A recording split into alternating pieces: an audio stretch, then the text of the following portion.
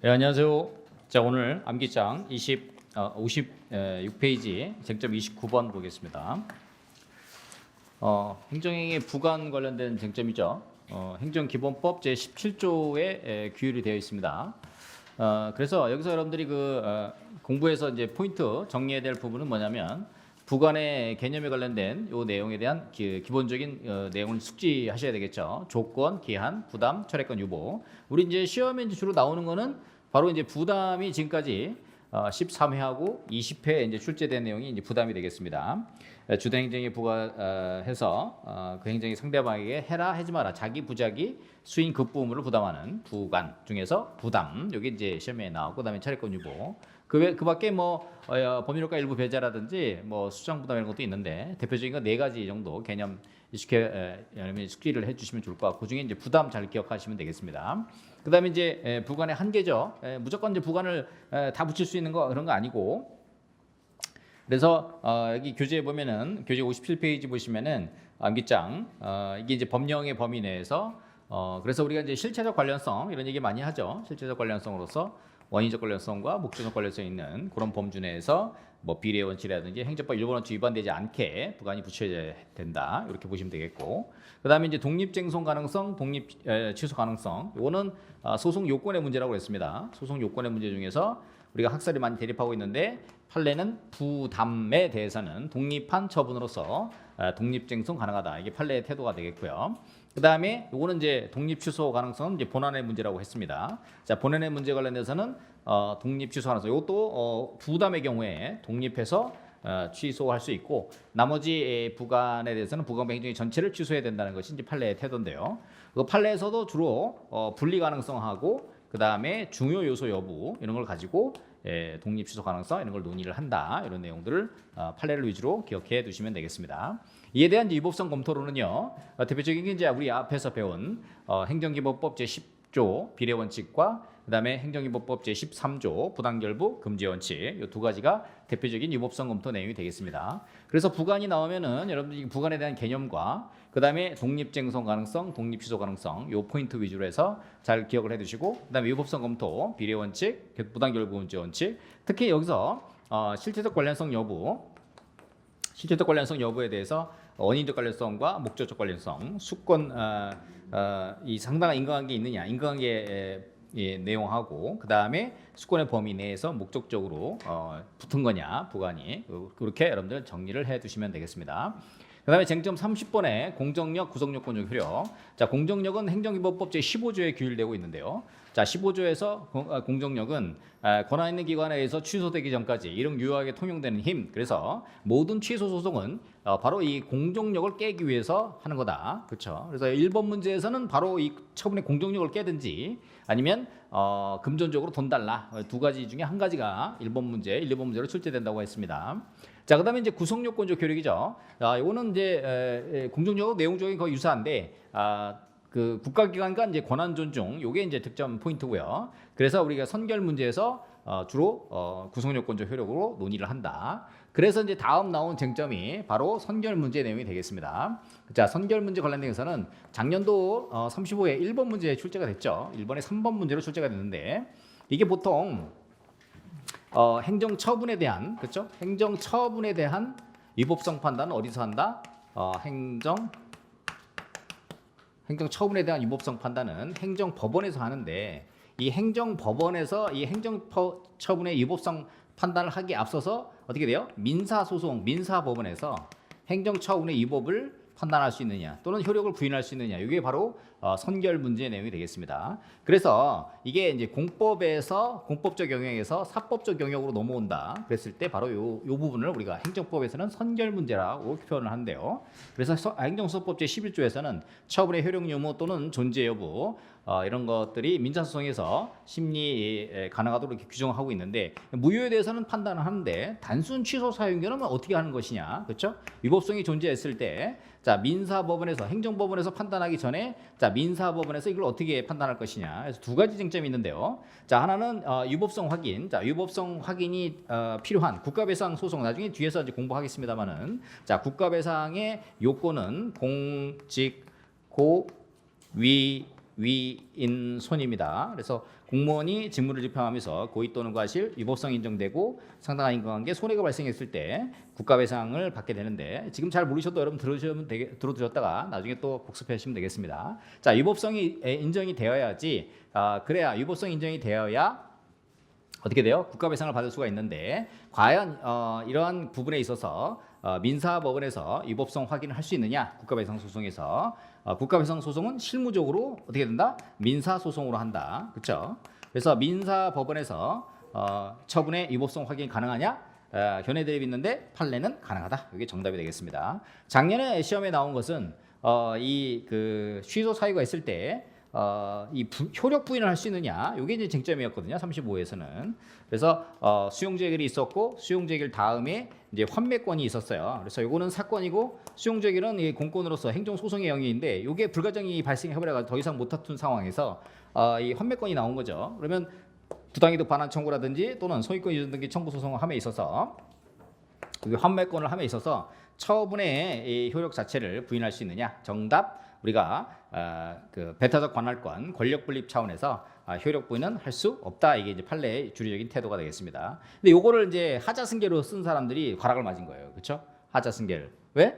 여기가 처분이 있고 그다음에 불가정리 발생했다. 그러면은 불가정력 하니까 우리가 이거 하자승계 아닌가 봐. 하자승계인가? 해 가지고 그냥 하자승계 썼는데 수용재결 다음에는 우리 토지보상법에 처분이 없습니다. 그렇죠?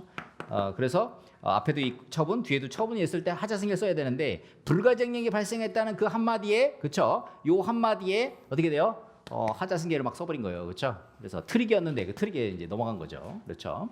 자, 그래서 불가정력하고 불가변력 이것도 공부를 해보겠는데, 자, 불가정력에 관련돼서는 제소 기간을 어떻게 돼요? 제소 기간을 도과했을 때 더 이상 다투지 못한다 그래서 우리가 하자의 승계 논의를 하는데요. 그래서 A 처분이 있고 그 다음에 B 처분이 있고. 그래서 처분이 두 개가 있어야 됩니다. 하자승계 논의하려면 A 처분이 있고 B 처분이 있고. 그래서 이 A 처분이 불가정이 발생했는데 B 처분을 다투면서 A 처분의 위법을 주장한다. 이게 이제 하자승계인데요. 뒤에서 다음 시간에 한 번 더 공부를 해보도록 하고요. 그래서 여기 이제 제소기간 도과라든지 뭐 이렇게 발생되면 불가쟁력 더 이상 다투지 못한다. 이거는 법적 안정성 때문에 도출된 논의가 되겠습니다. 자, 그 다음에 쟁점 33번에 불가정력이 발생한 경우에 있어서 처분의 재심사 제도, 요거는 이제 행정기법 37조 관련된 내용이 있는데요. 자, 우리 시험에서는 지금까지 이 부분이 이제 출제된 사례는 없습니다. 출제된 적은 없고, 행정기법법이 새로 정비가 되면서 불가정이 발생해서 처분이 재심사하는 요 영역은 실질적으로 억울한 일이 발생하게 되면은 다시 한번 이거를 다툴 수 있도록 하는. 그래서 우리 암기장 63페이지 보면은 처분의 재심사란 처분의 불가정이 발생한 경우라도 해당 처분을 한 행정청에게 그 처분의 취소, 철회, 변경을 신청할 수 있는 제도, 이것을 우리가 바로 그 처분의 재심사 제도로 한다. 그렇죠? 그래서 불가정이 발생한 처분이어야 되고, 그다음에 적용 배제에서 세 가지 정도 기울하고 있는데 요건 좀 참고하시면 되겠고, 재심사 사유 정도는 읽어 보시면 되겠습니다. 자, 중요하게 이제 우리 시험에 이제 많이 나오는 게 바로 이 행정에 관련돼서 무효냐 취소냐, 그렇죠? 자, 무효냐 취소냐. 자, 무효와 취소의 구별이 중요한 게 뭡니까? 결국은 이걸 구별하는 것은 이게 이제 쟁송 방법이라든지, 무효는 어떻게 돼요? 무효등 확인 소송, 취소는 우리가 취소 소송 제기하는데, 실질적으로 이 무효와 취소를 구별을 어떻게 할 것이냐, 이 부분이 이제 중요하게 다뤄지고 있습니다. 학설도 보면 여기 5가지 학설이 있는데요. 시험장에서 5가지 학설, 우리가 이제 외워야 될 학설 제가 한 20개 정도 된다 그랬는데 그 중에 하나 내용이 이제 이 학설이 되겠습니다. 그래서 여기서 보면 5가지 학설이 있는데, 중대 명백설, 그 다음에 뭐 조사 의무설, 명백천 보수증 요건설, 중대설, 구체적 가치 형량설을 했는데, 주로 시험은 통설 판례로서 중대 명백설 요게 출제가 많이 되고 있습니다. 그래서 내용상 중대한 하자, 외관상 명백한 하자, 그렇죠? 요게 내용상으로도 중대하고 외관상으로도 명백한 하자가 있다 그러면 요거는 무효 이렇게 되는 겁니다. 그렇죠? 그렇지 않고 내용상 중대한 하자였는데 외관상으로 명백하지 않다, 그렇죠? 그러면 요거는 취소 사유가 된다. 이렇게 봐두시면 되겠습니다. 그래서 여기 있는 학설 중에서 가장 그 무효의 범위가 가장 넓은 거는 중대성설이겠죠. 중대하기만 하면, 여기서 내용상 중대하기만 하면 다 무효, 그렇죠? 이게 가장 넓은 내용인데, 그렇게 되면 이제 이게 그 법률 생활의 안정이 이렇게 깨지기 때문에 내용상 중대한 하자 and, 그렇죠? and 외관상 명백한 하자. 이것이 and로 둘 다 해당될 때 무효. 그렇죠? 그렇지 않고 내용상 중대한 하자, 일반적으로 외관상 명백한 하자라고 볼 수 없을 때 보통 취소 사유다. 그래서 대표적인 게 우리가 절차의 하자, 청문을 결한 절차의 하자가 대표적으로 바로 다 취소 사유다. 이렇게 일반적으로 보고 있습니다. 그 다음에 쟁점 35번에 행정의 성립요건, 효력요건, 적법요건, 이거 관련돼서 여러분들이 읽어보시면 충분히 알 수 있는 이런 내용이죠. 우리가 이제 민법에서 이 법리를 차용한 겁니다. 우리가 민법에서 우리 법률행위에 관련된 성립요건, 효력요건, 적법요건 이런 것처럼 행정의 그대로 그 내용을 따다가 행정법에서도 바로 이러한 성립요건, 효력요건, 적법요건 이런 걸 따다가 법리를 구성한 내용이 되겠다. 이렇게 보시면 되겠습니다. 결국은 뭐든지 성립하고 그렇죠? 그다음에 효력이 발생하고 그다음에 효력이 발생하더라도 적법한 요건이 있어야 되겠죠? 자, 그래서 이거 보면은 성립요건, 그래서 최소한 행정행위 성립요건, 행정행위가 존재해야 되고 최소한 안의 요건, 그렇죠? 그래서 우리가 처분 등의 개념이 뭐예요? 행정시행하는 구체적 사실에 관한 법 집행으로서 공권행위에서는 그 거부에 의존 행정행위, 행정심판의 재개를 말한다. 뭐 이런 식으로 해서 성립이 되려면 그 행정행위의 요소, 구성 요소를 충족해야 되는 거고요. 자, 효력 발생 요건은 우리가 기본적으로 외부에 표시가 돼야 됩니다. 그래서 일반적으로 민법에서도 도달주의 원칙이죠. 우리 행정행위의 경우에도 상대방에게 도달이 돼야지 효과가 발생한다. 그 부분. 그렇죠. 그다음에 적법요건에서 우리가 주체, 준의, 형, 절, 그렇죠? 이렇게 보고 있는데, 자, 주체의 하자, 내용의 하자, 형식의 하자, 절차의 하자, 그렇죠? 그래서 주체적으로도 적법해야 되고, 내용적으로도 적법해야 되고, 형식적으로도 그렇고, 절차도 모두 적법해야지, 적법 요건을 갖춰야지, 그렇죠? 행정의 효력이 정상적으로 발효된다 이렇게 보시면 되겠고, 그다음에 이제 유효 요건으로서 행정의법 제 15조가 바로 처분의 효력으로서 공정력을 말하는 거죠. 공정력, 처분의 공정력이 뭐예요? 권한 있는 기관에서 취소되기 전까지 이런 유효하게 통용되는 힘, 이게 바로 공정력이 되겠다. 이렇게 보시면 되겠고요. 쟁점 36, 요거는 이제 쓸 자리가 없어서 교재를 보면서 같이 한번 보시도록 하죠. 자, 여기서 보시면은 그 행정행위의 그 무효인 행위와 취소할 수 있는 행위, 요게 이제 과거에 이제 기출 문제로 해서 이거를 써봐라 해서 한 4, 50점으로 출제된 바가 있습니다. 아주 황당한 문제로 한번 이렇게 출제된 사례가 있었는데, 자, 요거는 여러분들이 주체, 내용, 형식, 절차, 준의, 형절 이렇게 해가지고 전반적인 내용을 요 내용을 통해서 숙지를 하셔야 되겠습니다. 자, 먼저 보시면 자, 주체하자, 그렇죠? 자, 권한이 없는 자에 의해서 처분이 이루어졌다. 이건 당연무효가 되겠습니다. 그렇죠? 그다음에 내부 위임받은 자가 자신의 이름으로, 그렇죠? 이런 것도 국토부 장관이 해야 되는데, 그렇죠? 국장이 자기 이름으로 해버렸어요. 그럼 당연무효가 될 수 있겠고요. 그런 것도 참고하시면 되겠고, 밑에 있는 내용 읽어보시면 되겠고, 내용의 하자, 그래서 위헌 무효인 법률에 근거한 처분은 취소 사유다. 그렇죠? 마찬가지 위헌 무효인 시행령에 근거한 처분도 취소 사유다. 이렇게 보시면 되겠죠. 그 밑에 있는 내용들은 참고해서 한번 보시면 되겠고요. 그다음에 이제 보통 그 형식에 관한 하자, 최근에는 이거는 이제 취소 사유가 아니냐 하는데, 최근에는 원칙적으로 형식의 하자가 있는 경우는 무효로 본다라고 하는 견해가 주류를 이루고 있는데요. 대표적인 경우가 바로 수용재결을 서면으로 해야 되는데, 이거를 구두로 한 케이스가 있겠습니다. 우리 시험에서 아직 출제는 안 됐는데요. 자, 수용재결은 수용재결, 우리가 법에서는 그냥 재결 이 표현하고 있는데, 법에서 이거를 서면으로 하고 있습니다. 그래서 재결서에는 뭐가 들어가 있냐면 이 사람의 그 토지의 구역 어디도 포함되고, 그 다음에 이 구역에 있는 이 토지 등의 손실보상, 그렇죠? 손실보상에 관련된 그 수용되는 구역과 손실보상하는 내용이 들어가 있는데, 이거를 A, B, C, 너는 이제 봉천동 10-1번지 이거 10억, 그렇죠? 그 다음에 10-2번지 B는 20억, 그 다음에 10-3번지 이 사람은 30억. 뭐 이런 식으로 해가지고 이거를 원래 서면으로다가 이 사람들한테 줘야 되는데, 재결서를 이거를 이제 공무원이 담당 지방토지시행의 중앙토지시행의 공무원이 구두로서 이렇게 불러준 거야. 수용되고 이거 10억, 이거 10-3번 30억 이런 식으로 다 구두로 불러줬다. 이거는 이제 무효다. 왜 그러냐면 이 굉장히 그 국민의 재산권에 대한 굉장히 중요한 내용인데, 이걸 구두로다가 재결로 통보해 버리면은, 그렇죠? 그러면은 이게 근거도 없고 나중에 이 분쟁을 다툴 수 있는 어떤 법적인 그 장치가 없잖아요, 그렇죠? 그래서 반드시 이 재결은 서면으로 해야 된다, 그렇죠? 그래서 구두로 한 재결은 무조건 무효다. 이렇게 여러분들께서 보시면 되겠습니다. 자, 여기는 이제 시험에 잘 안 나오는 거고, 자, 시험에 잘 나오는 게 절차의 하자 별표 3개. 요게 이제 앞으로 절차의 하자로서 시험에서 가장 많이 출제되는 그런 내용이 되겠습니다. 자, 우리 시험에서 이제 첫 번째로 검토해 볼 게, 자, 중앙토지수용인의 협의 또는 이해관계인의 의견 청취. 그래서 사업인정이랑 사업인정 의제를 할 때, 예전에는 사업인정 받을 때만 이런 절차를 거쳤는데, 지금은 사업인정을 하거나 또는 사업인정 의제를 할 때, 그렇죠? 의제. 여러분들 의제 들어보셨죠? 1차 시험 공부할 때, 그렇죠? 이러한 사업인정 절차를 거치지 않고 그냥 사업인정으로 본다라는 규정인데, 요거를 할 때는 이해관계인의 의견 청취, 그렇죠? 이해관계인의 의견 청취와 그 다음에 중토위의 협의, 그렇죠?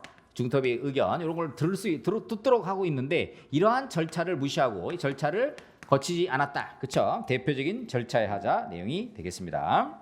그래서 종전에는 뭐 어떤 침입적 절차를 함에 있어서 사전 통지라든지 의견 제출을 거치지 않았을 때 대표적인 절차의 하자 이런 내용으로 봤는데, 지금 같은 경우는 이러한 그 각 개별 법령이 우리 3법에 있는 어떠한 처분을 거침에 있어서 종국적인 하나의 처분을 거침에 있어서 거쳐야 될 절차를 거치지 않았을 때 이러한 절차의 하자 이런 내용들이 중심적으로 많이 출제된다, 이렇게 보시면 되겠습니다. 그래서 사전 통지 의견 제출 이것도 거치지 않았다, 취소 사유가 되겠고요. 자, 청문을 결했다. 자, 부정한 방법으로 자격을 취득한 경우 법에서 45조 우리 감정평가사법 제45조에 따라 청문을 반드시 실시해라라고 규정하고 있는데, 그렇지 않고 청문을 하지 않고 자격을 취소했다. 그러면은 대표적인 절차의 하자 내용이 되겠습니다.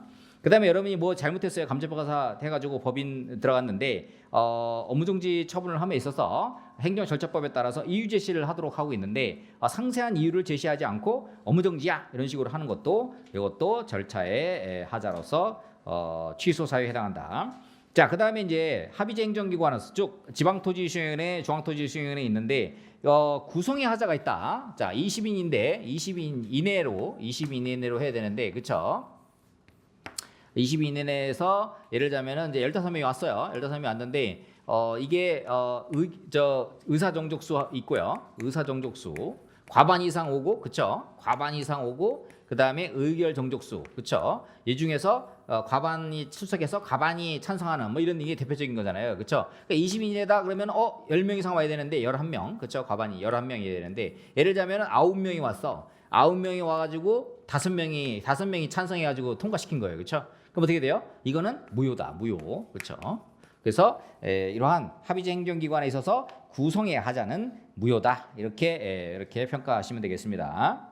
자, 그다음에 이제 환경영향 평가를 거치지 않았을 때 이거는 어떻게 볼 것이냐. 그래서 과거에는 이제 이거는 이제 절차의 하자가 아니겠느냐 이렇게 평가하는 경우도 있는데, 최근에는 어떤 공익 사업을 할 때 환경 영향 평가를 받지 아니하면은 그 공익 사업을 할 수가 없도록 이렇게 제도적으로 만들어놨습니다. 그렇죠? 지금은 그래 전략적 환경 영향 평가, 저는 이제 재해 영향 평가 이런 거 있는데, 재해 영향 평가에서 뭐 문제가 있다 그러면 그 반드시 그 재해 영향 평가를 통과해야지, 그렇죠? 그 다음에 어떤 사업을 할 수 있도록 돼 있어요. 그렇죠? 환경 영향 평가 중에서 재해 영향 평가라는 것도 있는데, 저기 뭐 여름에 홍수가 내거나 폭설이 내리거나 그러면은 어떤 공익 사업 지역 내에 이 재해를 어떻게 막아야 되느냐, 그렇죠? 이런 걸 제가 심사하거든요. 그러면 이제 거기서 공익 사업에 관련된 이러한 재해 문제들 이런 것들을 사전에 잘 준비해가지고 공익 사업을 해야지, 만약에 이 재해 영향 평가라든지 환경 영향 평가 제대로 안 했다 그러면 최근에는 이거를 절차의 하자에서 일반적으로 보지 않고 뭐 그냥 취소사유로 보지 않고